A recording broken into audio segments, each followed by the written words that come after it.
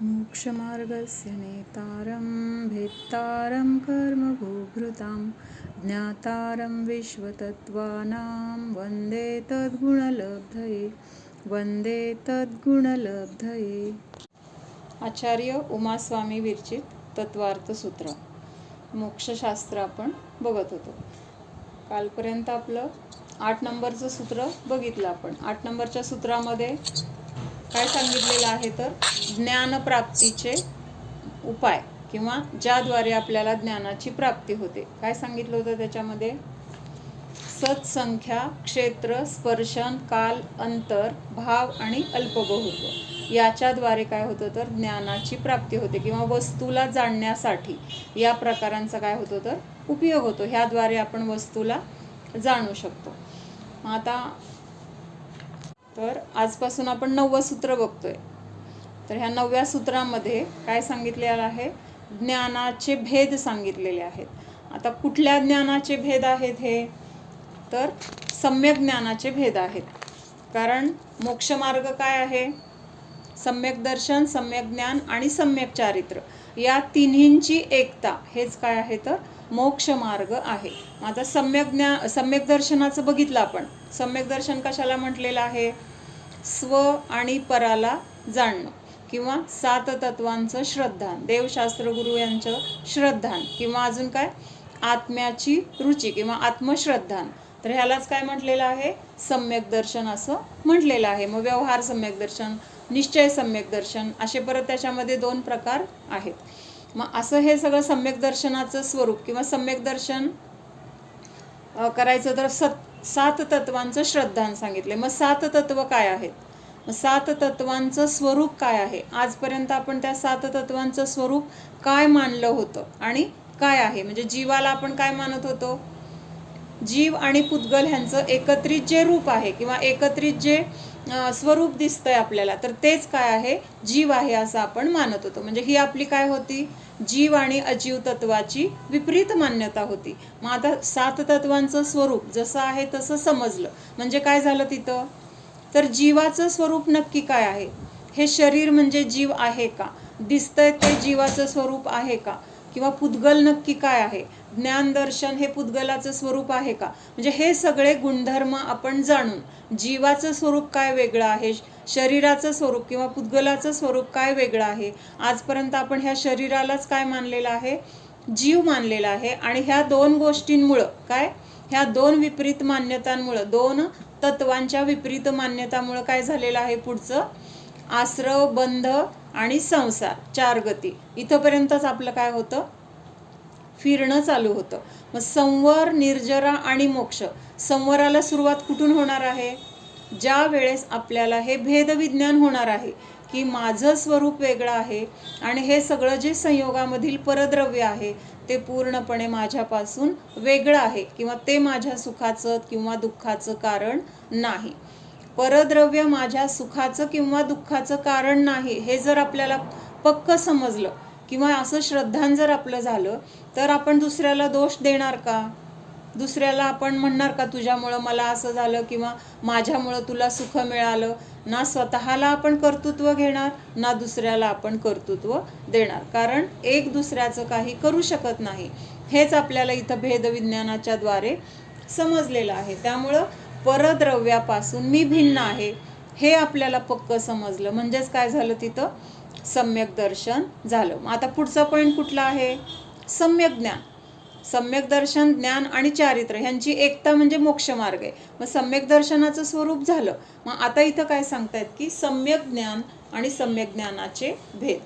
मग 9वं सूत्र आहे पान नंबर 44.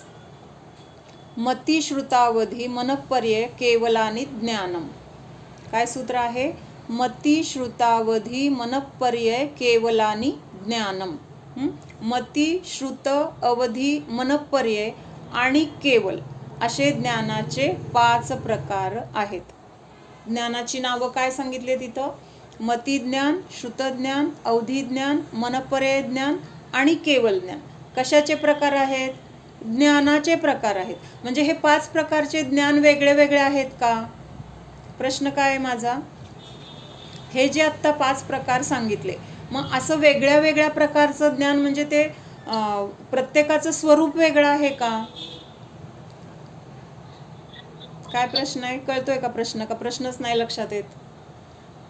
5 प्रकार इथं जे सांगितले ते 5 प्रकार ज्ञानाचे प्रकार आहेत असं सांगितलं. पण मला असं विचारायचंय की हे प्रत्येक ज्ञान वेगळं वेगळं आहे का? वेगळं वेगळं म्हणजे जसं जीव, द्रव्य, हे 5 प्रकारचे जे बल आहेत, तर जेव्हा लाईटचं बटन आपण ऑन केलं तर हे 5ही प्रकारचे बल काय झाले? लागले. आणि लागल्यानंतर आता तिथं प्रकाश दिसतोय तो सेम आहे का?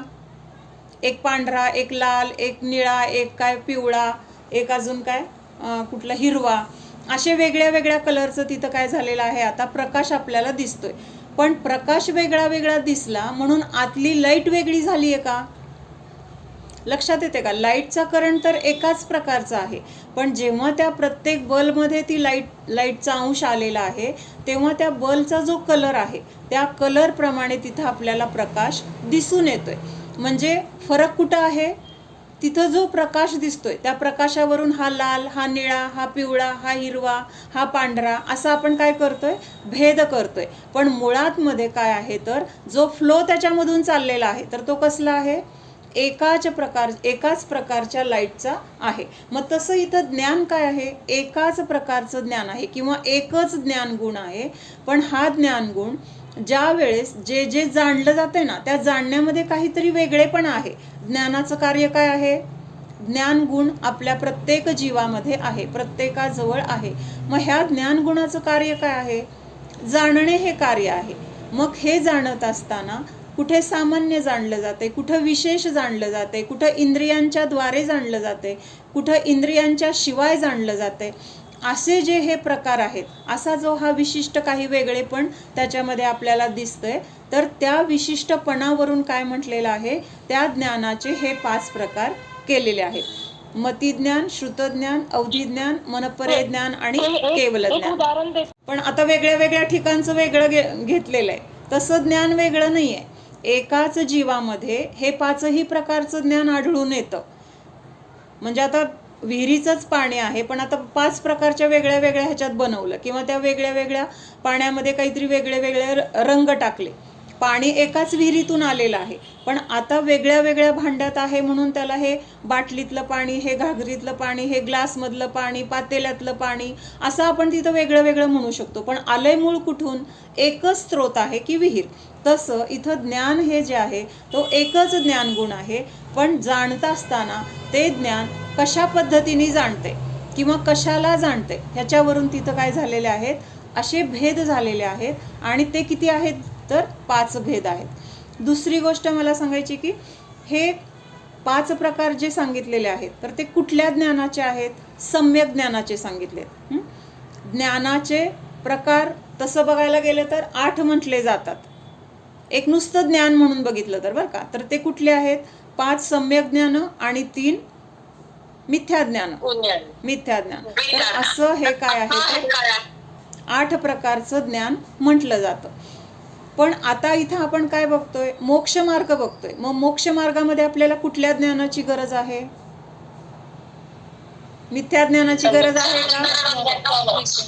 सम्यक ज्ञानाची गरज आहे. म्हणून आपण आता इथं काय बघतोय?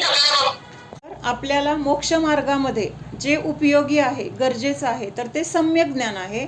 आणि ह्या सम्यक ज्ञानाचे इथं 5 भेद आपण बघत आहोत. मग आता ह्या 5 ज्ञानांमध्ये काय फरक आहे तर ते आपण आता बघूया. ही 5 नावं सगळ्यांच्या लक्षात आहे. 5 ज्ञान कसली आहेत? सम्यक ज्ञान म्हटलेली आहेत. मग आता मती ज्ञान कशाला म्हणतात ते बघूया. मति ज्ञान 5 इंद्रिय और मन के द्वारा अपनी शक्ति के अनुसार जो ज्ञान होता है उसे मति ज्ञान कहते हैं. काय सांगितलं? 5 इंद्रिय आणि मनाच्या द्वारे आपल्याला मति ज्ञान होतंय. तर ते मति ज्ञान होत असताना ह्या इंद्रियांची तिथं काय आहे? मदत होते किंवा इंद्रियांच्या द्वारे हे ज्ञान आपल्याला होतं. म्हणून मग मति ज्ञानाची व्याख्या सांगताना काय सांगायचं? जे 5 इंद्रिय आणि मनाच्या द्वारे, आणि कसं सांगितलंय पुढं? अपनी शक्ती के अनुसार. अपनी शक्ती के अनुसार म्हणजे कसं? प्रत्येकामध्ये तर ज्ञान गुण आहे, पण प्रत्येकाचं ज्ञान समान आहे का? काही काही फरक आहे, कमी जास्तपणा दिसतोय. मग हा फरक का आहे? तर प्रत्येकाचं जसं तिथं कर्म असेल, म्हणजेच काय, तर त्या ज्ञान गुणावर जसा कर्माचं आवरण असेल. कुठल्या कर्माचं आवरण असणार आहे ज्ञानावर? ज्ञानाचा उघाड कमी जास्त आहे, म्हणजे त्या ज्ञानावर कुठलं तरी आवरण आहे. कुठलं आवरण आहे?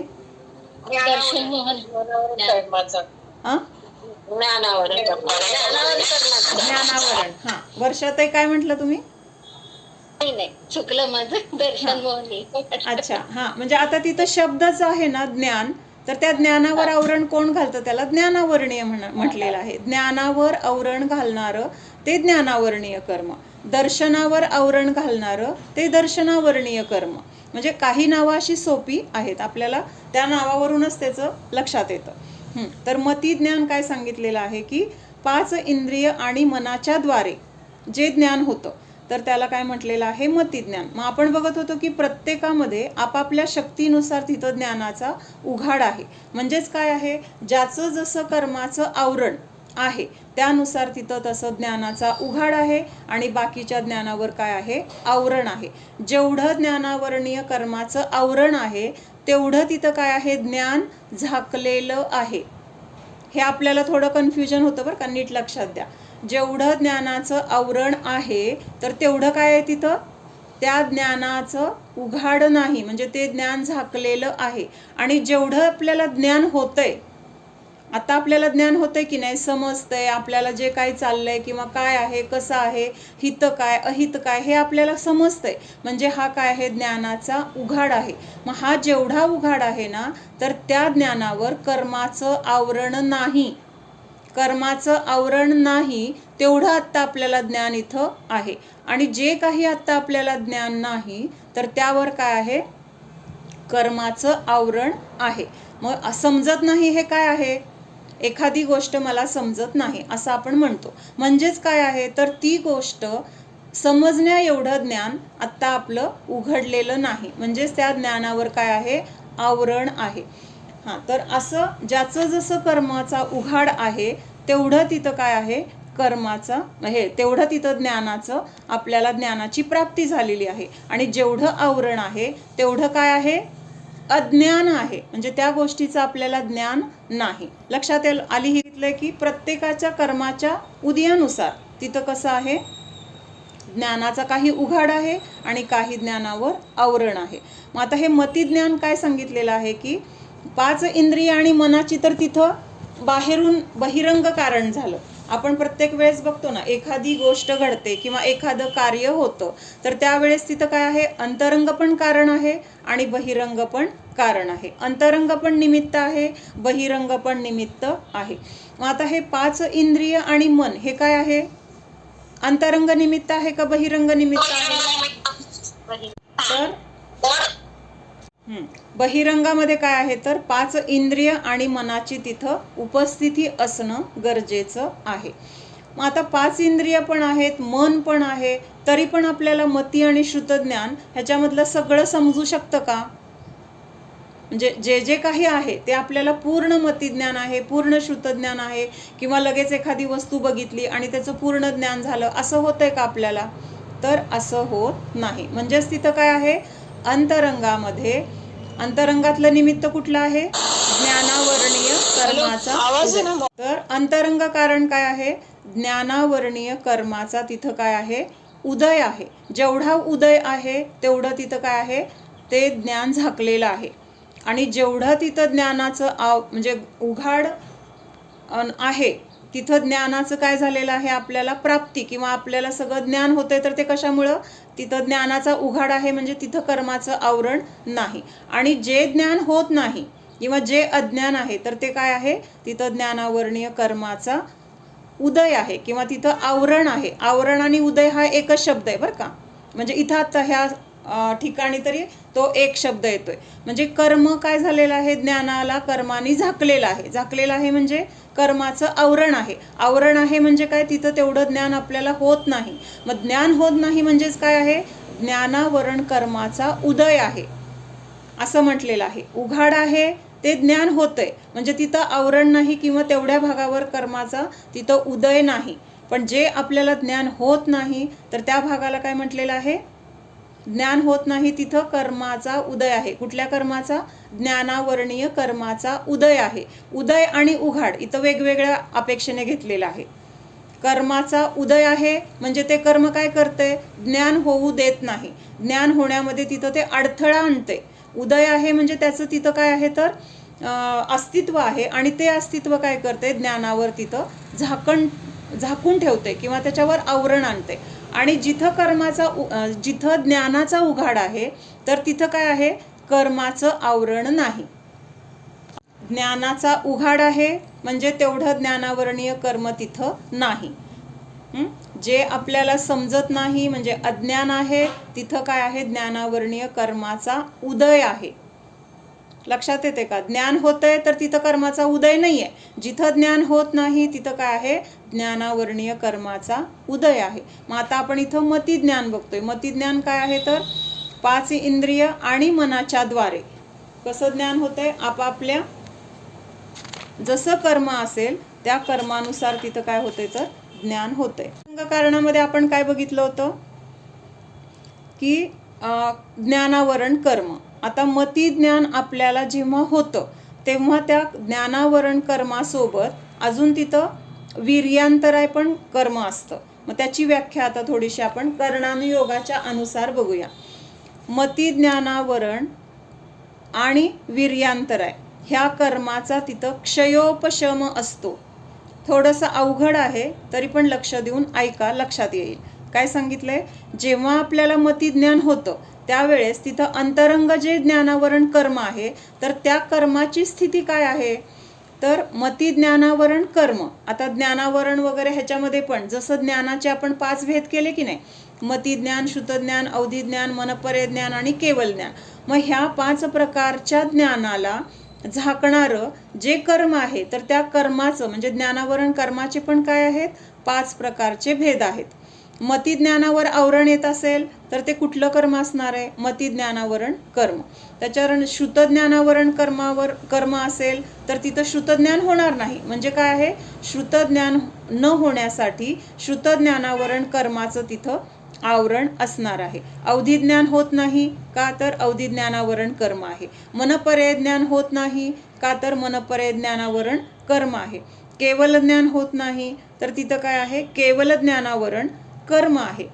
लक्षात येते का? म्हणजे प्रत्येक ज्ञानाचा जो भेद आपण बघितला तर त्या ज्ञानाला झाकण्यासाठी त्याच प्रकारचं ज्ञानावरण कर्म आहे. इथपर्यंत लक्षात आलं की जेव्हा आपल्याला मतिज्ञान होतंय, काय म्हणते मी? मतिज्ञान होतंय म्हणजेच काय आहे? ज्ञानाचा उघाड आहे, आपल्याला सांगितलेलं समजतंय, कळतंय, तर त्यावेळेस तिथं काय आहे? आपल्याला मतिज्ञान झालं असं आपण म्हणणार. मग हे मतिज्ञान होत असताना अंतरंगामध्ये तिथं कर्माची, ज्ञानावरण कर्माची किंवा ह्या कर्माचे जे भेद आहेत त्यांची कुठली अवस्था असणार आहे तर ते बघतोय आपण. मतिज्ञानावरण कर्माचा क्षयोपशम. काय म्हटलेलं आहे? मतिज्ञानावरण कर्माचा क्षयोपशम. क्षयोपशम म्हणजे मतिज्ञानावरण नावाचं जे कर्म आहे त्या कर्मामधल्या काही कर्मपरमाणूंचा क्षय झालेला आहे, काही कर्मपरमाणूंचा उपशम झालेला आहे आणि काही कर्मपरमाणूंचा तिथं काय आहे? उदय आहे. क्षयोपशम ह्या शब्दाचा अर्थ लक्षात घ्या. क्षयोपशम शब्दामध्ये 3 गोष्टी घडतात. काय सांगितलं मी? क्षयोपशम हा शब्द आपल्याला सारखा येणार आहे. मग क्षयोपशम ह्या शब्दाचा अर्थ 3 प्रकाराने येतोय. काय येतोय? पहिल्यांदा तर काही कर्माचा क्षय, काही कर्माचा उपशम आणि काही कर्माचा उदय. ह्या तिन्ही गोष्टी एकाच वेळेस आहेत. काय म्हटलंय? ह्या तिन्ही गोष्टी एकाच वेळेस आहेत. कुठल्या गोष्टी? काही कर्माचा क्षय, काही कर्माचा उपशम आणि काही कर्माचं काय आहे? उदय आहे. उदय म्हणजे काय? ते कर्म तिथं उदयाला येत आहे, त्याला उदय म्हटलेलं आहे. म्हणजे काही क्षय, काही उपशम आणि काही उदय अशा 3 गोष्टींना मिळून एकत्रितपणे काय म्हटलं जातं? क्षयोपशम म्हटलं जातं. आपण मध्ये बघितलं होतं की नाही? औपशमिक सम्यक्त्व होत असताना तिथं काय होतंय? कर्म काही काळासाठी दबलं जातंय. दबलं जातंय म्हणजे कर्माचं अस्तित्व तर आहे, फक्त त्यावेळेस त्या कर्माचा तिथं उदय होत नाही. म्हणजे कर्म दबलेल्या अवस्थेत आहे आणि नंतर ते उदयाला पण येणार आहे, पण आत्ता काय आहे, त्याचा उदय नाही. कर्माची तिथं त्या जीवामध्ये, त्या संयोगामध्ये आहे, त्या जीवाच्या संयोगामध्ये ते कर्म आहे, पण तिथं फळ देत होतं ना उदयाला येऊन, तर ते आत्ता सध्या काय आहे, उपशम झाल्यामुळं, दबलं गेल्यामुळं त्याचा उदय नाही आहे आणि त्यामुळं त्याचं तिथं फळ आपल्याला दिसत नाही. त्याला उपशम म्हटलेलं आहे. क्षय कशाला म्हटलेलं आहे? त्या कर्माचं तिथं अस्तित्व नसणं. उपशमामध्ये कर्म आहे आणि क्षयामध्ये काय आहे, तिथं त्या कर्माचं अस्तित्व नाही. मग आता इथं क्षय हा कुठल्या अपेक्षेने घ्यायचा आहे, तर थोडंसं अवघड आहे. क्षय म्हणजे जे कर्म परमाणू, समजा आता आहेत की, दुसरं उदाहरण घेते मी, की आपण आत्ता मनुष्यगतीमध्ये आहोत. मनुष्यगतीमध्ये असताना आत्ता जोपर्यंत आपली मनुष्यगती आहे तोपर्यंत काय आहे, तिथं मनुष्य आयुचा उदय चालू आहे. आयुकर्म जे आहे, मनुष्याचं जे काही कर्म आपण बांधलेलं आहे, मनुष्यगतीचं आयुकर्म जे बांधलेलं आहे, तर जोपर्यंत ते आयुकर्म आहे तोपर्यंत कुठली गती आहे आपली? मनुष्यगती आहे, बरोबर आहे. पण ही मनुष्यगती चालू असतानाच आपल्याला बाकीच्या 3 आयुचा पण तिथं उदय चालू असतो. नरकायुचा उदय चालू आहे, देवायुचा चालू आहे, गती म्हणायचंय मला, देवगती, तिर्यंच गती आणि नरक गती, ह्या 3 गतींचा पण उदय कुठं चालू आहे? आत्ता मनुष्यावस्थेमध्ये पण चालू आहे. मग आता नरक गतीचा उदय चालू आहे म्हटल्यानंतर तिथं आपण नारकी आहोत का? आपण आहोत काय? मनुष्य. मग त्या नरक गतीचे जे कर्म परमाणू उदयाला येणार आहेत, तर ते उदयाला येत असताना त्यांचं रूपांतर मनुष्यायुच्या परमाणूमध्ये होतं. कळलं का? म्हणजे नरकायुचे जे कर्म आहेत ते कर्म मनुष्यायुच्या रूपामध्ये रूपांतरित होतात किंवा कन्वर्ट होतात. म्हणजेच काय झालं, नरकायुचे जे उदय होते ते मनुष्य रूपाने उदयाला आले. म्हणजे उदयाला तर आलं किंवा त्यांचा उदय आहे, पण तो उदय नारकी म्हणजे किंवा नरक गतीच्या रूपाने उदयाला न येता मनुष्य आयुच्या रूपाने उदयाला आलाय. म्हणजे बदल झालाय, त्याचा काय झालंय, संक्रमण झालंय. किंवा जे नरक गतीचे कर्म होते, कर्म परमाणू, ते मनुष्य गतीमध्ये परिवर्तित झाले. म्हणजे आता ते म्हटले जाणार आहेत मनुष्य आयुच्या रूपाने ते उदयाला आले. पण ते मुख्य रूपाने कुठले होते, जेव्हा बांधले गेले होते तेव्हा? स्थिती आणि गतीमध्ये फरक आहे, लक्षात घे. काय म्हणायचंय मला? मनुष्य आयु, तिर्यंच आयु, देवायु आणि नरकायु, ह्या 4 आयु वेगळ्या. आणि गती, ह्या गती पण त्यात 4 आहेत, पण गती वेगळी आहे आणि आयु वेगळा आहे. मग ज्या वेळेस जे आयु चालू आहे ना, तर ते आयु कंटिन्यूस राहणार, पण त्यावेळेस उदय मात्र 4ही गतीचा असतो. कळलं का? म्हणजे आपण आता बांधताना सुद्धा एका वेळेस आपण फक्त पुढच्या भावातलं कुठलं असेल तेच बांधतोय असं नाहीये. समजा आता पुढच्या जन्मात आपण देव होणार आहे, तर सगळं आपण जे कर्म बांधतोय तर देवगतीचंच बांधतोय असं नाही. तर आता आपले जसे परिणाम असतील ना, त्यानुसार देवगती, तिर्यंच गती, नरक गती, मनुष्य गती, असे 4ही गतिरूप तिथं आपलं बंध चालू आहेत. कळतंय का? आता थोडंसं खुलासा झाल्यावर लक्षात येईल. कर्म बांधताना 4ही गतीचे बांधले जातात, पण जेव्हा आयुकर्म बांधलं जाणार आहे, आयुकर्म एकच बांधलं जाणार आहे. मग ते आयुकर्म बांधत असताना आपले त्यावेळेस जे परिणाम असतील, क्रूर परिणाम असतील, नरक गती किंवा तीव्र आसक्ती, तीव्र म्हणजे परिग्रहाचे विचार असतील, तीव्र भोगाचे विचार असतील, असे विचार असताना तिथं आयुकर्माची जर वेळ असेल तर तिथं काय बांधलं जाणार आहे? नरकायु बांधली जाणार आहे. पण आता आयुकर्माची तर वेळ नाहीये, पण माझे परिणाम असेच आहेत, रौद्र, क्रूर किंवा तीव्र भोगाचे, तीव्र आसक्तीचे, तीव्र धन कमवण्याचे, तीव्र पापाचे. म्हणजे ते कर्म सत्तेत पडून राहतात. सत्तेत पडून राहतात म्हणल्यापेक्षा ते बांधले तर जातात, ते त्या रूपाने बांधले जातात. बांधले जातात, पण एक आयु पूर्ण झाल्यावरच दुसरी आयु द्यायला येणार परत. अशी आयु एकदाच बांधली जाणार आहे, पण गती सतत बांधली जाते. हा फरक लक्षात घ्या. आयु आणि गतीमध्ये फरक आहे.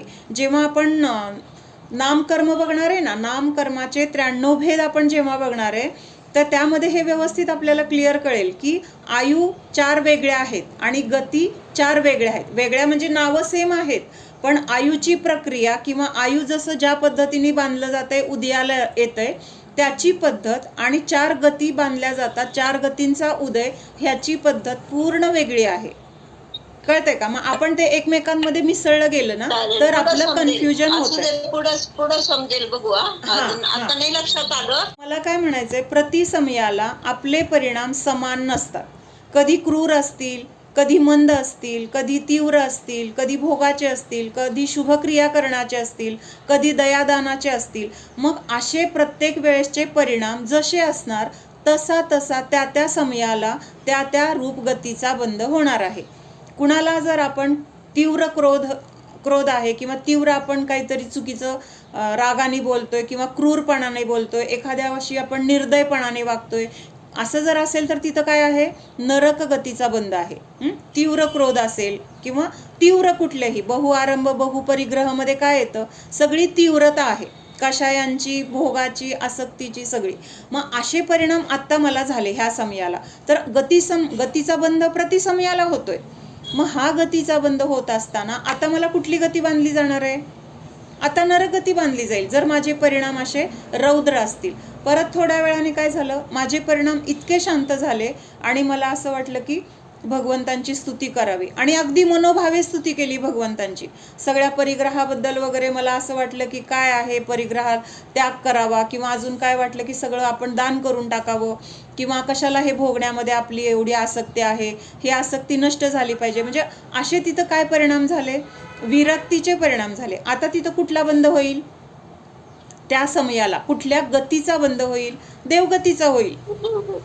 परत काय झालं की कुठला तरी व्यवसाय करत असताना किंवा आता मी दुकानात बसले आणि मला 2 गोष्टी विकताना एका गोष्टीमध्ये मला वाटते की ह्याच्यामध्ये मला 4 पैसे जास्त मिळणार आहेत, दुसरी वस्तू पण चांगली आहे, पण मी त्या गिरायकाला काय सांगते, तुम्ही ही घ्या, ही वस्तू फार चांगली आहे. मग तिथं काय झाली, माझी मायाचारी झाली. माझा फायदा मी बघितला, दुसरी पण चांगल्या कंपनीचीच आहे, चांगलीच आहे, पण मला ह्याच्यामध्ये जास्त फायदा आहे. मग मी त्याला असं नाही म्हटलं की मला ह्याच्यामध्ये फायदा जास्त आहे, तू ही घे. मी काय म्हटलं, ही वस्तू जास्त चांगली आहे, त्याच्यापेक्षा ही चांगली आहे, तुम्ही ही वापरा. मग तिथं काय झालं, मला मायाचारी झाली माझ्याकडून. मायाचारी झाली. मग तिथं कुठला बंध झाला, तिर्यंच गतीचा बंध झाला. म्हणजे मनामध्ये आहे एक, दाखवतोय एक. मग जरी आता आपण मनुष्य अवस्थेमध्ये आहोत, आता आपल्याला आयुकर्माचा बंध नाही होत, ती वेळ नाही, पण गतीचा बंध प्रतिसमयाला चालू आहे. तर तिथं कुठली गती बांधली जाणार आहे, तिर्यंच गती. कारण मायाचारीनी तिर्यंच गती बांधली जाते. आणि त्याच्यानंतर राहिली कुठली आता, मनुष्य गती. मग आता तिथं समप्रमाण आहे. सम म्हणजे जास्त तीव्रता नाही परिग्रहाची आणि पूर्ण सुटलेली पण नाही, म्हणजे समान, कमी म्हणा किंवा आहे पण. मग अशा वेळेस तिथं कुठला बंध होईल, तर समजा मनुष्य आयुचा बंध होणार आहे. मनुष्य गती, सॉरी आयु म्हणलं तर चुकलं बरं का. तर आता माझ्या अशा सौम्य परिणामाने किंवा अल्प परिग्रह आणि अल्प आरंभ असे परिणाम आहेत. तर ह्या समयाला तिथं कुठल्या गतीचा बंध होणार आहे, तर मनुष्य गतीचा होणार आहे. म्हणजे गतीचा बंध प्रतिसमयाला चालू आहे. मग त्यावेळेस आपल्या परिणामांमध्ये कुठले कषाय आहेत, त्या कषायांची तीव्रता किती आहे, तर त्यानुसार तिथं त्यावेळेस ती गती बांधली जाणार आहे.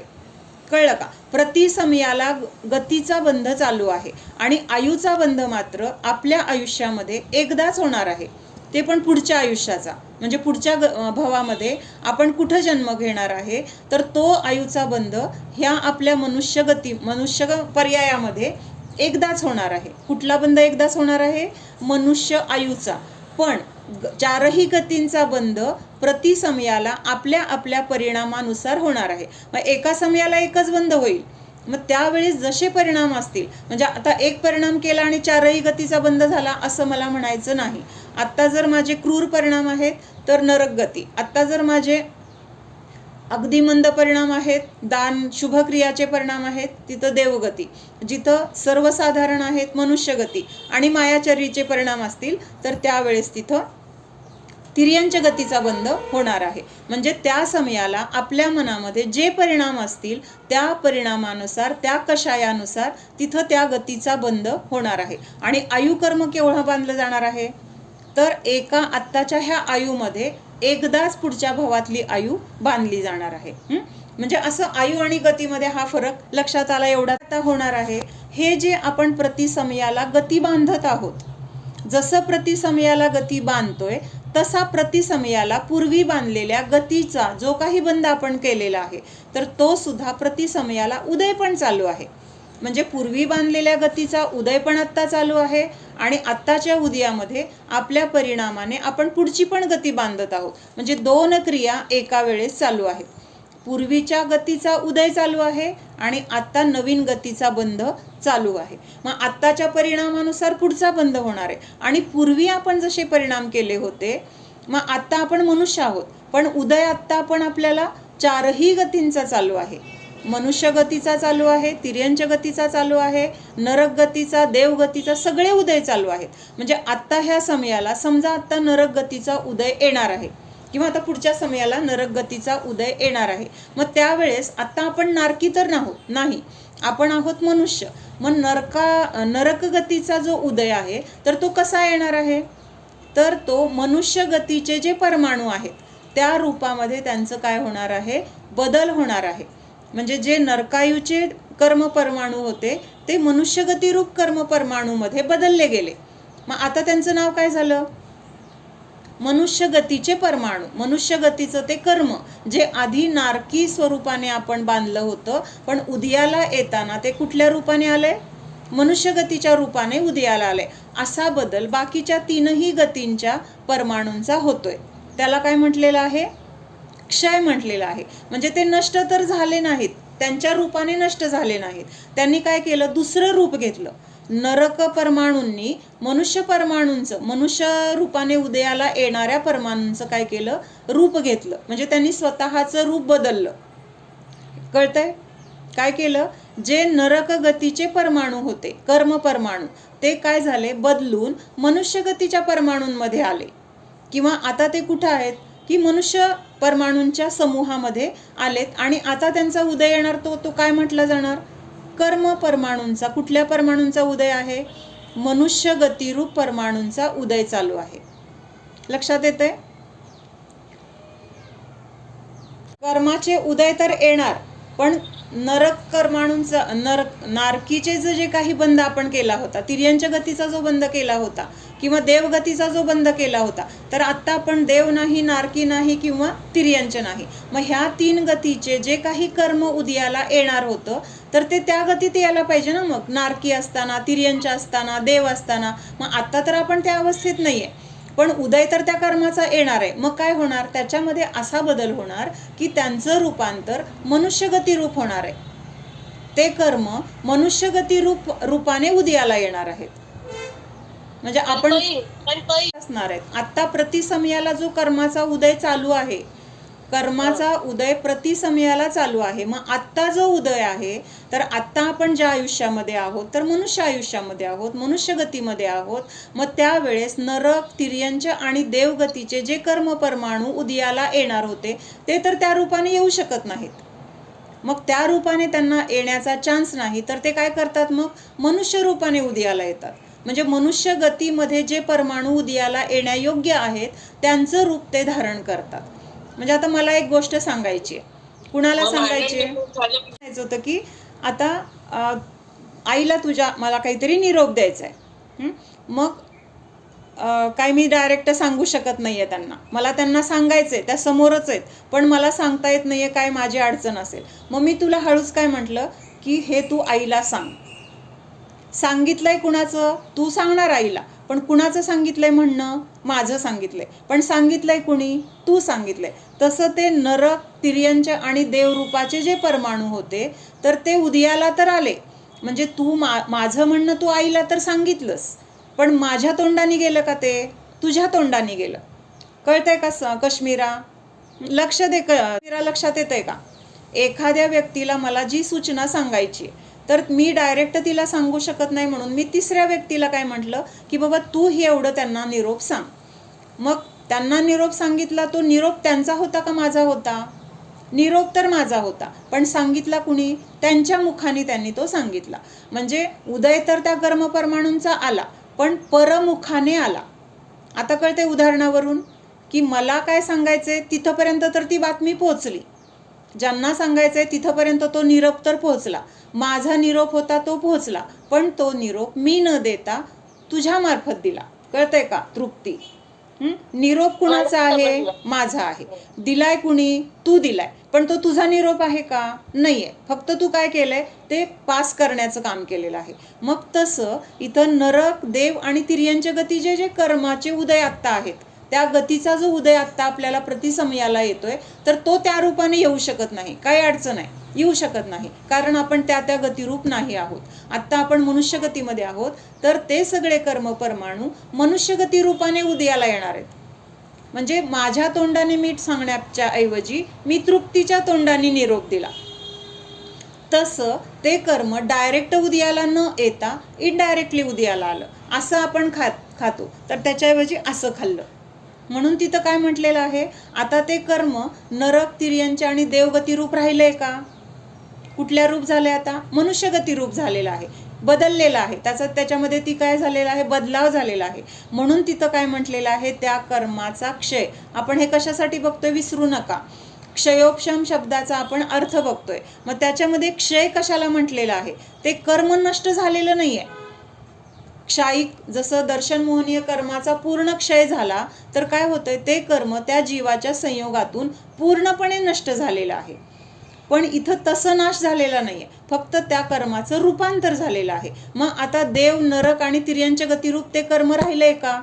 नाही राहिलं. म्हणून तिथं त्यांचा क्षय म्हटलेला आहे. कळलं का? म्हणजे ते मनुष्यगतीच्या रूपाने उदयाला आलेलं आहे, पण आता नरक, तिर्यंच्या आणि देवगती रूप ते राहिलं नाही. त्यामुळं तिथं काय म्हटलेलं आहे? त्या कर्माचा क्षय झालाय. काही कर्म तिथं दबलं गेले. दुसऱ्याच्या तोंडाने उदयाला जाण्यापेक्षा परत माझी वेळ येईल तेव्हा मी बोलेन. मग तृप्तीकडे निरोप देण्यापेक्षा जेव्हा कधी ती वेळ येईल तेव्हा मी डायरेक्टच आईला सांगेल असं म्हणून मी गप्प बसले, तर तिथं काय झाला? उपशम झाला. आणि काय कधी कधी अशी वेळ असते की मी डायरेक्ट सांगू शकते, तेव्हा मी ते डायरेक्ट सांगितलं, तर तिथं उदय आला, डायरेक्ट उदय. म्हणजे अशा तीनही अवस्था एका वेळेस घडतात. त्यावेळेस तिथं काय म्हटलेलं आहे? क्षयोपशम झाला. क्षयोपशमामध्ये 3 गोष्टी घडल्या. काही कर्माचा क्षय झाला, काही कर्माचा उपशम झाला आणि काही कर्माचा तिथं उदय आहे. त्याला क्षयोपशम असं म्हटलं. मग मतिज्ञान जेव्हा आपल्याला होतं, तर त्यावेळेस काय होतंय की मतिज्ञानावरण कर्माचा क्षयोपशम, वीर्यांतराय कर्माचा क्षयोपशम, अशा दोन्ही गोष्टी घडतायत. आणि मग तिथं आपल्याला इंद्रिय आणि मनाच्या द्वारे ह्या मतिज्ञानाची प्राप्ती होते. लक्षात येतंय? आपल्याला मतिज्ञान झालं. मतिज्ञान होतं त्यावेळेस कर्मामध्ये काय काय बदल होतात? तर तिथं मतिज्ञानावरण कर्माचा क्षयोपशम, वीर्यांतराय कर्माचा क्षयोपशम. वीर्यांतराय हे अंतराय कर्माचा एक प्रकार आहे. जसं ज्ञानाचे जे 5 प्रकार आहेत किंवा ज्ञानावरणीय कर्माचे हे 5 प्रकार आहेत, मतिज्ञानावरण, श्रुतज्ञानावरण, अवधिज्ञानावरण, तसं वीर्यांतराय हे कुठलं नवीन कर्म आलं असं नाही का वाटलं कुणाला? आपण 8 प्रकारचे जे कर्म बघितले, लक्षात आलं नवीन शब्द? तर म्हणून सांगते की वीर्यांतराय हा अंतराय कर्माचे जे 5 प्रकार आहेत, दानांतराय, लाभांतराय, भोगांतराय, उपभोगांतराय आणि वीर्यांतराय. तर त्याच्यामधल्या ह्या वीर्यांतराय कर्माचा पण तिथं क्षयोपशम आहे. जसं मतिज्ञानावरण कर्माचा क्षयोपशम आहे, तसं वीर्यांतराय कर्माचा पण तिथं क्षयोपशम आहे. क्षयोपशम म्हणजे काय? काही कर्माचा क्षय, काही कर्माचा उपशम आणि काही कर्माचा तिथं उदय आहे. म्हणजे अशा प्रकाराने तिथं ज्ञानाचा जो उघाड झालाय, तर त्याला काय म्हटलेलं आहे? मतिज्ञान असं म्हटलेलं आहे. इथंपर्यंत समजतंय सगळ्यांना? स्वयंपाक करायचं, घर स्वच्छ ठेवायचं, पोरांना सांभाळायचं, आपल्याला काय आवडी निवडी आहेत त्या करायच्या. आपल्याला जे रुटीन मध्ये असतं की नाही, त्या गोष्टी आपल्याला सोप्या वाटतात, कारण आपण त्या खूप वेळा केलेल्या असतात. मग हे आपण पहिल्यांदा ऐकतोय म्हटल्यानंतर आपल्याला थोडं अवघड वाटणार आहे. परत परत ऐकल्यानंतर आपल्याला लक्षात येईल. मग त्याच्यासाठी आपण लक्ष देऊन ऐकणं आणि परत परत समजून घेणं किंवा त्याचं चिंतन करणं, वाचणं ह्या सगळ्या गोष्टी करायला पाहिजेत. कारण जेवढं अवघड आहे तेवढं त्याच्यासाठी प्रयत्न करायला पाहिजेत की नाही? एखादी अवघड गोष्ट आपल्याला सहज मिळणार आहे का, त्याच्यासाठी तसे अवघड प्रयत्न पण करायला पाहिजेत, कष्ट पण करायला पाहिजेत. म्हणून मग ह्याच्यासाठी वेळ जास्त द्यायला पाहिजे. मग मतिज्ञान तुला समजलेलं का? क्षयोपशमचा तर अर्थच समजत नव्हता, किती दिवस समजत नव्हता, खूप उशिरा समजला. असं वाटायचं काय आहे काय आहे? बघ, तुला उशिरा मला सांगता आलं की कारण मला काय अवघड वाटत होतं ना, ते मला नीट समजल्यानंतर वाटलं की हा हे असं आहे, आणि असं सांगितलं तर लवकर कळेल असं वाटलं, म्हणून मग मी तसा प्रयत्न केला बस. हां, तर काय सांगितलंय? मतिज्ञान. आता मतिज्ञान होतं म्हणजे काय होतं ते थोडंसं बघूया. क्षयोपशम ज्ञान म्हणजे संसारी जीवांचं ज्ञान. मग जोपर्यंत आपण संसारामध्ये आहे तिथं अल्पज्ञान आहे आणि अज्ञान आहे, दोन गोष्टी आहेत. कमी म्हणजे ज्ञानाचा उघाड पण आहे आणि काही ज्ञानावर आवरण पण आहे. मग जेवढं आवरण आहे त्याला काय म्हटलेलं आहे? अज्ञान म्हटलेलं आहे. आणि जेवढा ज्ञानाचा उघाड आहे तर त्याला क्षयोपशम म्हटलेलं आहे. लक्षात येते? काय होणार आहे? ते कर्म आहे त्याच रूपाने आहे, फक्त तिथं दाबलं गेले. आणि क्षयमध्ये काय झालंय? जे कर्म उदयाला येणार होतं त्याचं रूपांतर मनुष्य गतीच्या कर्म परमाणूंप्रमाणे झालेलं आहे. म्हणजे त्यांनी त्याचं रूप बदललं. कुणी दबलेत ना ते पण उदयाला येणार. कर्म दबले त्याचा विषय सोडून दिला, ते नंतर उदयाला येणार आहेत, म्हणजे त्यांचा उपशम झाला. जे क्षय झालाय त्यांचं काय झालंय? जे अन्य रूपाने होतं, अन्य रूपाने म्हणजे कुठलं? आत्ता आपण मनुष्य गतीमध्ये आहोत आणि आता नरक गतीचा समजा उदय आहे, तर त्या नरक गतीचे जे परमाणू आहेत तर ते मनुष्य गती रूपाने उदयाला येणार. कळतंय का? ते कसे येणार उदयाला? परिणामानेच ते नष्ट होते ना, क्षय होतो ना कर्माचा. हा, म्हणजे त्यावेळेस आपले परिणाम कसे असतील, कर्माचे उदय कसे असतील त्याचं आहे. पण ह्याची म्हणजे प्रक्रिया काय होते ते बघतोय आपण आता, की त्यावेळेस काय होणार आहे? क्षय होणार आहे, म्हणजे त्याचं फक्त रूपांतर होणार आहे. आपण व्यवहारामध्ये काय असं रूपांतर करतो? समजा आता क्लेची माती आहे, क्लेच्या मातीचा आपण काय केलंय? हत्ती बनवलाय.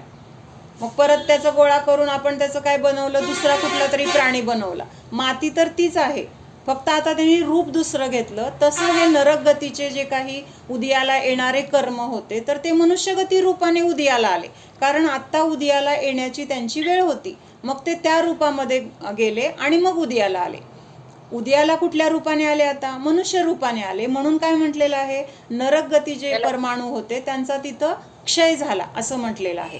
क्षय म्हणजे हा, म्हणजे ह्या ठिकाणी बरं का, आता जिथं दर्शन मोहनी आपण म्हणतो क्षायिक सम्यक दर्शन झालंय, तर तिथं असा क्षय घ्यायचा नाहीये. तिथं काय झालंय? ते कर्मच नष्ट झालेलं आहे, ते परत त्या उदयाला यायचा प्रश्न नाही, किंवा असं नष्ट झालंय की दर्शन मोहनीयाचा त्या जीवाशी संबंध राहिलेला नाही. तर इथं दुसऱ्या रूपाने उदयाला आलेला आहे.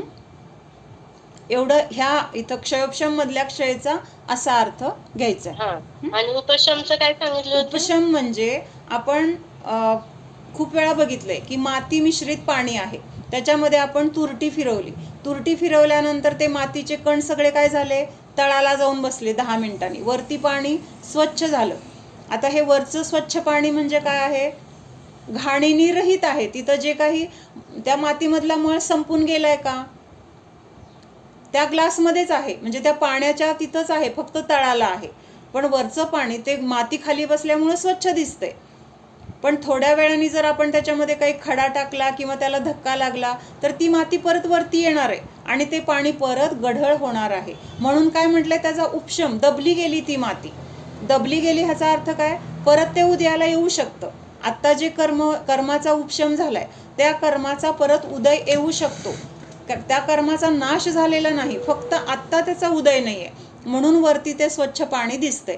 तसं त्या कर्माचा उपशम झाल्यामुळं तिथं त्याचा उदय नाहीये आणि त्यामुळं तिथं एक निर्मळ शुद्ध अवस्था प्रकट झालेली आहे. आणि त्या निर्मळ शुद्ध अवस्थेला आपण तेव्हा काय म्हटलेलं? मग औपशमिक सम्यक दर्शन. उपशमाच्या निमित्तामध्ये ते सम्यक दर्शन प्राप्त झालं होतं, म्हणून ते औपशमिक म्हटले. आणि थोड्या वेळाने तिथं मिथ्यात्व कर्माचा किंवा अनंतानुबंधीचा उदय आला. आता उदय आल्यानंतर काय झालं? ते ढवळलं गेलं, ती स्वच्छता तिथली नष्ट झाली. म्हणजे जे कर्म दबलं होतं त्याचा उदय आला तिथं, आणि जी स्वच्छता होती ती स्वच्छता नष्ट होऊन ते परत गढूळ झालं. म्हणजे मिथ्यात्व आलं आणि सम्यक दर्शन तिथं नष्ट झालं. जे काही निर्मळ पाणी होतं ते म्हणजे सम्यक दर्शन, खाली दबलेली माती म्हणजे मिथ्यात्व. मग धक्का लागल्यानंतर ते मिथ्यात्व वर आलं. वर आलं म्हणजे काय झालं? पाणी घाण झालं. घाण झालं म्हणजे काय झालं? तिथली निर्मळता नष्ट झाली. निर्मळता नष्ट झाली म्हणजे काय झालं? सम्यक्त्व नष्ट झालं. म्हणजे उपशम म्हणजे काय? त्याचं अस्तित्व तिथं आहे. तोंड दाबलंय म्हणून आता ओरडता येत नाही, पण तोंडाची पट्टी काढल्यानंतर ते ओरडणार आहे परत. तसं तिथं ते कर्म दबलं गेलंय असं आहे. म्हणजे दबलं जाणं ह्याला काय म्हटलंय? उपशम. शमलंय पण काही काळापुरतं शमलंय, नष्ट झालेलं नाही, म्हणून त्याला उपशम असं म्हटलेलं आहे. मग मतिज्ञानावरण आणि वीर्यांतराय ह्या दोन्हींचा तिथं क्षयोपशम आहे. आणि त्यामुळं तिथं काय? क्षयोपशम आहे म्हणजे ते कर्म तिथं नाही असा थोडक्यात अर्थ घ्यायचा आहे. म्हणजे त्या ज्ञानाचा तिथं उघाड झालाय. का उघाड झालाय? तर मतिज्ञानावरण आणि वीर्यांतराय हे कर्म, काही कर्माचा क्षय झालाय, काही कर्माचा उपशम झालाय आणि काही कर्माचा उदय आहे. मग जेवढ्या अर्थाने उदय आहे तेवढ्या अर्थाने तिथं अज्ञान पण आहे, आणि जेवढं तिथं क्षय उपशम आहे तेवढ्या अर्थाने तिथं ज्ञान पण आहे. म्हणून तिथं त्याला काय म्हटलेलं आहे? क्षयोपशम म्हटलेलं आहे. आणि हे क्षयोपशमी ज्ञान कुणाला आहे? तर संसारातल्या सर्व जीवांना. म्हणजे कुठलं? 12व्या गुणस्थानापर्यंतच्या जीवांना. 13व्या गुणस्थानात अरहंत भगवान आहेत, त्यांना आहे का हे क्षयोपशम ज्ञान? नाही आहे, कारण त्यांना तर केवळ ज्ञान झालेलं आहे. त्यामुळं पहिल्या गुणस्थानापासून 12व्या गुणस्थानापर्यंतच्या जीवांना क्षयोपशम ज्ञान आहे असं म्हटलं जातं. तर मतिज्ञानावरणचं हे व्याख्या समजली. मतिज्ञानावरण आणि वीर्यांतराय कर्माचा क्षयोपशम असताना इंद्रिय आणि मनाच्या द्वारे काय आहे तिथं? बहिरंग निमित्त काय आहे तिथं? इंद्रिय आणि मन. कारण आपल्याला ज्ञान होतंय, आपल्याला दिसलं, आपल्याला ऐकू आलं, आपल्याला चव समजली, आपल्याला स्पर्श झाला, आपल्याला वास आला. तर हे ज्ञान जे झालं तर ते त्या इंद्रियांच्या द्वारे झालं की नाही? आणि त्यावेळेस तिथं मनाचं पण सहाय्य आहे. म्हणजे इंद्रिय आणि मनाच्या द्वारे मतिज्ञानावरण आणि वीर्यांतराय कर्माचा क्षयोपशम असताना आपल्याला जे ज्ञान होतं तर त्याला मतिज्ञान असं म्हटलेलं आहे. वीर्यांतराय म्हणजे आपल्या मनात मी जे जाणतो. नाही. अंतराय जे कर्म आहे, अंतराय कर्माचा तो एक भाग आहे किंवा त्याचा एक भेद आहे. ते आपण जेव्हा 8 कर्मांचे जेव्हा आपण सगळं विस्ताराने बघणार आहे तेव्हा त्याचं कार्य आपण बघूया. वीर्य म्हणजे शक्ती. तिथं काय झालेली आहे? ती शक्ती काय झालेली आहे? प्रकट झालेली आहे. म्हणजे अंतराय कर्मामुळे जे काही शक्ती दबली गेली होती तर ती शक्ती, म्हणजे आता कुठलीही गोष्ट आपल्याला कार्य करण्यासाठी किंवा समजण्यासाठी आपली शक्ती असते तिथं, त्या शक्तीचा पण तिथं काय आहे? उघाड आहे. आणि मग इथं मतिज्ञानावरण कर्माचा क्षयोपशम आणि ह्या वीर्यांतराय कर्माचा पण क्षयोपशम आहे. क्षयोपशम आहे म्हणजे उघाड आहे. तिथं आवरण त्यांचं तेवढं कमी झालेलं आहे. क्षयोपशमचा अर्थ उघाड, एवढं लक्षात ठेवा. आता एवढं जरी थोडं लक्षात ठेवलं ना, बाकीचं नंतर समजेल. बाकीचं उद्या बघूया. हो ना, मग ते होत नाही ना, पण आता लवकर सगळ्यांनाच प्रॉब्लेम. आपल्याला ज्ञान म्हणजे समजत नाही किंवा अज्ञान आहे. मग हे अज्ञान होण्यायोग्य आपण तसं कर्म बांधलेलं आहे. ते कर्म आपल्याला बळच येऊन त्रास देत नाहीये. आपण असं काहीतरी केलेलं आहे की ज्यामुळं आपणच आपल्या ज्ञानावर आवरण टाकलेलं आहे. मग हे आवरण टाकताना आपल्याकडून ज्या चुका झाल्यात, काय चुका झाल्यात आपल्याला माहीत नाही आहे. मागच्या जन्मात, त्याच्या आधीच्या जन्मात आपण असं काही केलेलं आहे की आपण आपल्याच ज्ञानाला झाकून टाकलेलं आहे. मग हे नष्ट होण्यासाठी पहिल्यांदा तर काय करायचंय? प्रतिक्रमण. कशासाठी? की जे मी असं कुणाला केलेलं असेल, कुणाला ज्ञान, आपल्याला कधी होतं ज्ञानावरण कर्माचा बंध?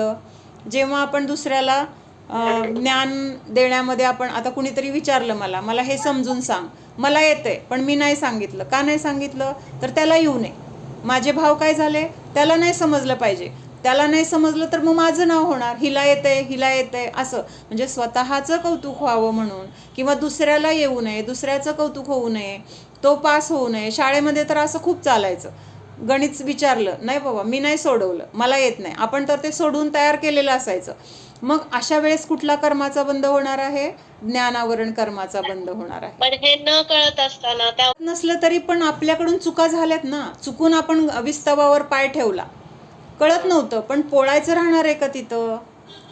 चुकून करा, तुम्ही जाणून बुजून करा, पोळणार तर आहेच. मग तसं अज्ञानामध्ये चुका घडल्या, अज्ञान होण्यासाठी पूर्वी आपण तसं कर्म केलं होतं म्हणून अज्ञान होतं, आणि त्या अज्ञानामध्ये पुढचं अजून चूक केली म्हणून आत्ता अज्ञान आहे. म्हणजे ही परिपाटी आपणच चालू ठेवली आहे. मग आता ही परिपाटी आपल्याला बंद करायची तर काय केलं पाहिजे? पहिल्यांदा प्रतिक्रमण करायचं. परत अशा चुका आपण करायच्या नाहीत ह्याच्यासाठी सावध राहायचं. म्हणून दानाला एवढं महत्त्व आहे. ज्ञानदानाला एवढं महत्त्व का आहे? तर ज्ञानदानाचं फळ केवल ज्ञान आहे. केवल ज्ञान होते म्हणजे काय? मती ज्ञानावरण किंवा ज्ञानावरण कर्म नष्ट होते. मग ज्ञानावरण कर्म आपल्याला नष्ट करायचे तर आपल्याला दुसऱ्याला ज्ञान देता आलं पाहिजे, किंवा कोणी शिकत असेल तर त्याला आपण प्रोत्साहन दिलं पाहिजे.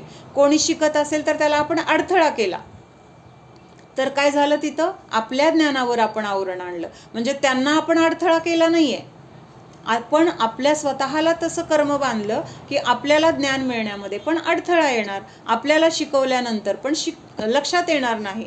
म्हणजे अशा पद्धतीने खूप प्रकार आहेत ह्याचे. म्हणजे इतके असे आपण चुका केलेल्या आहेत की ज्ञानावरण कर्म बांधण्यासाठी.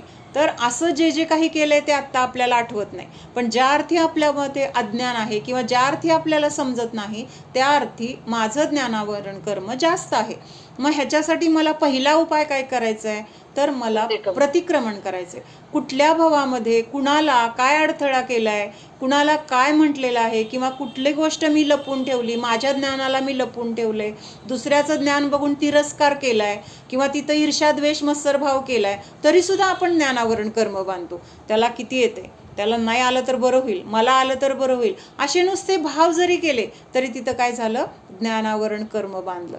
मग अशा विचारांच्या द्वारे तर आपण सतत कुठलं ना कुठलं कर्म बांधतोय. मग पूर्वी जे काही केलेले आहेत परिणाम, तर त्याच्याबद्दल पश्चाताप, त्याच्याबद्दल प्रतिक्रमण हे आत्ता आपण करू शकतो. आणि इथून पुढं अशा चुका माझ्याकडून होणार नाहीत याची सावधानता आपण घेऊ शकतो. ह्या दोन गोष्टी आत्ता आपल्याला करायला. काय म्हटला? काय शास्त्र वाचते, काय असं नडलंय का? आधी हे संसारातलं काम किंवा हे काम आधी महत्वाचं आहे म्हणून आपण काय केलं? तिथं अडथळा केला. भले त्यांनी ते काम केलं असेल, आपल्यालाच अडथळा होतो. मग पुढे जाऊन आपल्याला वाचायची इच्छा असते, समजून घ्यायचं असतं. मग आता आपल्याला असं होतं की नाही, कोणतरी आलं का नाही स्वाध्यायाला, आमच्या घरात पाहुणे आले, काय झालं? मला बरं नव्हतं, काय झालं? बाहेर गेले होते, बाहेरचं काम काहीतरी महत्वाचं निघालं. म्हणजे हे काय आहे? ज्ञानावरण कर्माचा उघाड आहे. आपण त्याच्याकडे तसं बघतच नाहीये. त्यावेळेस आपण प्रतिक्रमण करतो का? आज माझा स्वाध्याय बुडला. का बुडला? अचानक पाहुणे आले. मग का पाहुणे आले? अंतराय कर्म बांधतो म्हणलं. म्हणजे असंच अंतराय केलेलं असतं. म्हणजे एका वेळेस एक गोष्ट केली, एक विचार केला तर त्याच्या बरोबर आपल्याला हे 8ही कर्माचा किंवा 7ही कर्माचा बंध एका परिणामाच्या द्वारे बांधला जातो. ज्ञानावरण, दर्शनावरण, अंतराय, मोहनीय सगळं कर्म बांधलं जातं. म्हणून परिणाम करत असताना किंवा आपले विचार काय आहेत ह्याची परीक्षा आपण सतत केली पाहिजे. माझे परिणाम कसे चालले किंवा मी काय विचार करतोय, माझ्याकडून काय चुकतंय, माझे काय दोष आहेत, हे सतत आपण काय केलं पाहिजे? स्वतःचं निरीक्षण केलं पाहिजे. ह्या निरीक्षणाच्या द्वारे कमीत कमी पुढचं तरी कर्म कमी बांधलं जाईल. अशा आत्ता जे तीव्र कर्माचे उदय आहेत तसं तरी कर्म होणार नाही. दुसऱ्यांना अनुकूलता दिली, दुसऱ्यांना प्रोत्साहन दिलं, तुझं काम आहे का? ठीक आहे, राहू दे, मी करते, पण तू शिक. ते काम तुझं असलं तरी मी करते, पण त्यानं शिकायला तिथं आपण प्रोत्साहन दिली. आता पाठशाळा चालू आहेत, अशा ठिकाणी आपण दान दिलं, मग आपलं ज्ञानावरण कर्म तिथं कमी होणार आहे. किंवा शिबिर चालू आहे, शिबिरामध्ये काय शिकवलं जातंय? ज्ञान, ध्यान, तप, म्हणजे ह्याचं सगळं तिथं काय आहे तर सतत चालू असतं. मग अशा ठिकाणी जर आपण दान दिलं तर तिथं काय होणार आहे? आपलं ज्ञानावरण कर्म कमी होणार आहे. म्हणजे आपल्याला वाटतं ना, कसं कमी होणार, काय करायचं? तर सध्या आपल्या हातामध्ये हे उपाय आहेत. आणि दान अम्मांकडं कधी पण गेलं, कुठलाही तुम्ही तिथं कुठलीही तक्रार घेऊन जावा, काही असं होते, कुठलंही असेल, कुठल्याही प्रकारचं, अम्मांचं पहिलं वाक्य प्रतिक्रमण करा, दान टाका, प्रतिक्रमण करा, दान टाका. आणि नंतर त्या स्वतः प्रतिक्रमण करून घ्यायच्या. मग तिथं प्रायश्चित्त दिलं जायचं, दान विधान वगैरे असं काय जे काय असेल ते सांगायच्या. पण पहिलं वाक्य काय असणार? प्रतिक्रमण करा आणि दान टाका. हे दानाचं तर एवढं महत्व आहे ना, घरामध्ये आपण असं रोज चिल्लर काढून ठेवायची.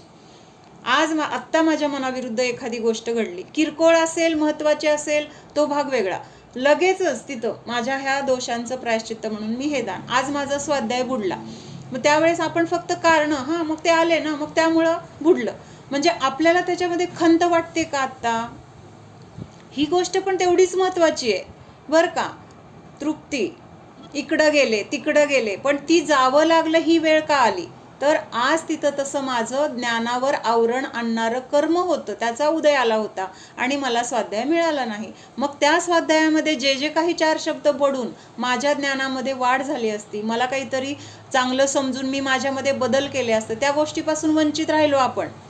पण हा विचार आपण करत नाही. आपण एवढाच विचार करतो, माझी अडचण होती, मला शक्य नाही झालं. म्हणजे तिथं आपण काय करतोय, त्या आपल्या चुकीला आपणच झाकून टाकतोय. तिथं खंत पाहिजे, अरे माझं चुकलं, अरे माझं चुकलं, कसं काय बुडलं, हे का उदयाला आलं, मग त्या दोषांचं प्रायश्चित्त म्हणून हे दान. आज मला हे करायला मिळालं नाही, त्याचं प्रायश्चित्त म्हणून हे दान. इथं जेव्हा पंढरपूरला अम्मा यायच्या ना, एवढी धावपळ असायची, एखादा दिवस नाही जमलं, अगदी पाळी आली ना, असलं वाईट वाटायचं मला तर, बाप रे माझे 3 दिवस बुडणार, बाप रे माझं असं झालं. आणि तेव्हा हे काय नव्हतं रेकॉर्डिंग वगैरे, म्हणजे असायचं पण असं आत्तासारखं नव्हतं, प्रत्येक आम्हाला ऐकायला मिळेलच असं नव्हतं. म्हणजे अतिशय वाईट वाटायचं आतनं, म्हणजे अगदी मोठं नुकसान झाल्यावर कसं वाटतं ना, तसं वाटायचं. म्हणजे तसं आपल्याला आत्ता थोडं जरी माझं काही बुडलं तरी आपल्याला तिथं खंत वाटते का, ही आपण आपली परीक्षा करायची. मग नुसतं आपण मला नाही समजत, मग ते का नाही समजत, त्या कारणांचा विचार, ते परत तसं होऊ नये म्हणून त्याच्यासाठी सावधानता, ह्या गोष्टीची गरज आहे. चला ठीक आहे. आता भले आपल्याला कुठं जायला नाही जमलं खूप दिवस, काय नाही, आणि 2 वर्ष जरी आपल्याकडे ते पैसे राहिले तरी पण कुठं पण ते द्यायचे नाहीत. अशा योग्य ठिकाणी बघूनच द्यायचे, जिथं शिबिर आहे किंवा जिथं असं ज्ञानदानाचं कार्य चालू आहे, अशा ठिकाणी किंवा अशा क्षेत्रावर द्यायचं की जिथं योग्य पद्धतीने सगळं चालू आहे. असे एकदम नेऊन आपण जेव्हा यात्रेला जातो किंवा असं कुठंतरी शिबिर आहे अशा ठिकाणी जातो किंवा अन्य कोणी चाललं असेल त्यांच्याकडं दिले. आता तर हे सगळं जीपे वगैरेने आपण डायरेक्ट त्यांना इथं बसून पण पाठवू शकतो, त्यांचा तिथला स्कॅनर वगैरे मिळाला तर असं. पण देताना तर आपण हे सगळ्या दोषांचं प्रायश्चित्त म्हणून दान टाकतोय, म्हणजे ते सद्दान झालं. म्हणजे ते 4 गोष्टींसाठीच वापरलं गेलं पाहिजे. आहारदान, औषधदान किंवा ज्ञानदान आणि अभयदान, ह्या 4 गोष्टी जिथं योग्य पद्धतीने होत असतील तिथंच दिलं पाहिजे. मग साधर्मी जर असेल, आता एखादा ब्रह्मचारी आहे आणि तो खूप अडचणीत आहे आणि आपण असं घरामध्ये टाकलेलं दान आहे, तर अशा जीवांना आपण ते देऊ शकतो, कारण त्यांची चर्या फक्त धर्मासाठी आहे. ते जे जे काही त्यांचं आचरण असेल ते धर्माच्या अनुकूल असेल, धर्माला धरून असेल, म्हणजे तिथं सगळ्या 5 पापांचा त्याग होईल असं त्यांचं आचरण असेल, अहिंसा वगैरे असं धरून असेल, म्हणून मग अशा जीवांना दिलं तर चालेल. पण आता कामवाली आहे आणि तिला काहीतरी अडचण आहे, मग आपण असं मंदिरामध्ये, आपण म्हणजे आपल्या घरामध्ये आपण असं देवशास्त्र गुरूंच्या सानिध्यामध्ये म्हणून टाकलेलं दान आपण जर तिथं दिलं तर ते चुकीचं आहे. मंदिरात चालतं टाकलं तर, पण मंदिरामध्ये पण तिथं आता पद्मावती, क्षेत्रपाळ किंवा ते सगळं मिथ्या मान्यतेचं जर असेल तर ते पण चुकीचं आहे. शेवटी ज्याची त्याची इच्छा, पण मला जे योग्य वाटतंय किंवा अम्मा जे नेहमी सांगायच्या ते मी सांगते. म्हणजे इव्हन अम्मा एवढं कर्माची निर्जरा होते ना ग, कर्माची निर्जरा होते ना दानाने. कर्माची निर्जरा होते, पण दान सुद्धा कसं द्यायला पाहिजे, सद्दान, योग्य दान. सत म्हणजे काय, जे योग्य आहे तेच दान द्यायचं. म्हणून कुठं पण दिलं, एखादा दारुडा मुलगा आहे आणि तो त्याला जर दिलं तर तो काय करणार आहे, त्याची दारू पिणार आहे, मग ते दान कसं झालं, कुपात्री झालं. म्हणून दान सुद्धा सगळं परीक्षा करून द्यायला सांगितले. आम्हा तर सांगायचे की जिथं ज्या मंदिरामध्ये पंचामृत अभिषेक होतो तिथं सुद्धा दान द्यायचं नाही. जिथं शुद्ध आमनायानुसार सगळं चालू आहे अशा ठिकाणी दान द्यायचं. ओम सावधान, जाणा हा मी शुद्ध जीव आहे, जाणणारा आहे, मात्र जाणत आहे. जाणणे सोडून मी अन्य काहीही करणारा नाहीच. हा मी ज्ञानगुणसंपन्न आहे. माझ्यामध्ये अनंत ज्ञान आहे. जसे अरिहंत सिद्ध प्रभूंमध्ये ज्ञान आहे, तसेच ज्ञान माझ्यामध्ये देखील आहे. जाणा